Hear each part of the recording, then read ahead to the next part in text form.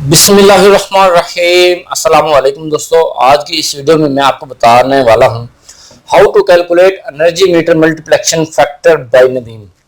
यानी कि अगर आपके पास एक एनर्जी मीटर है, उसकी जो है आपने मल्टीप्लेक्शन फैक्टर को फाइंड करना है, तो आपने इसको कैसे फाइंड करना है।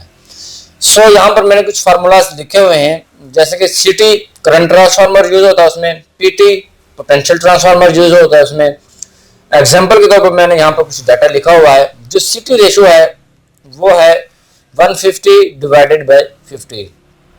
इसको हम ऐसे भी कह सकते हैं 150/5, ऐसे भी कह सकते हैं 200/5 भी कह सकते हैं, 300/5 भी कह सकते हैं। जैसे जैसे सीटी की रेशियो ऊपर उसके फार्मूले के मुताबिक लिखी होती है, वैसे हमने यहाँ पर सीटी की रेशियो लिखनी है।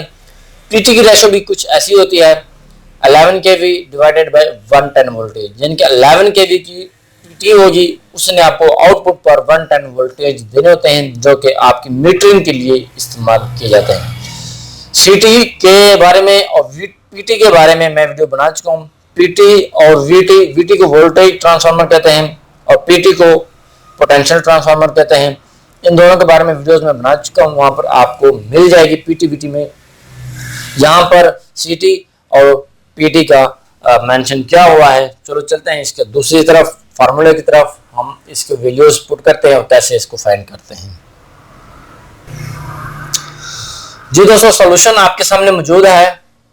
ये है आपके पास MF = CT मल्टीप्लाई PT, यानी कि MF = मल्टीप्लेक्शन फैक्टर आपने फाइंड करना है। जहां पर आपके पास जो है ये फाइंड कर लेना है। इस फार्मूले के अंदर आपने ये कीमतें पुट कर देनी है। सीटी की जो रेशियो है वो है 150 डिवाइडेड बाय 5 और पीटी की जो रेशियो है 11,000 डिवाइडेड बाय 110। 11 kV यानी कि यहाँ पर 11,000 लिख दिया, यानी कि 1 k के अंदर 1000 होता है। 11,000 डिवाइडेड बाय 110। यहाँ पर मल्टीप्लेक्शन फैक्टर यहाँ पर आ जाता है। इसको इसके ऊपर डिवाइड करें तो 30 आता है। अगर 11,000 को 110 के ऊपर डिवाइड करें तो ये यहाँ पर आता है 100। मल्टीप्लेक्शन के लिए सीटी मल्टीप्लाई पीटी, ये आ गई सीटी की रेशियो, ये आ गई पीटी की रेशियो। सीटी को पीटी के साथ मल्टीप्लाई करेंगे, यहाँ पर जो इनका आंसर आएगा तो ये आ जाएगा 3000, जिनके मल्टीप्लेक्शन फैक्टर जो है यहाँ पर आपके पास मौजूद है 3000।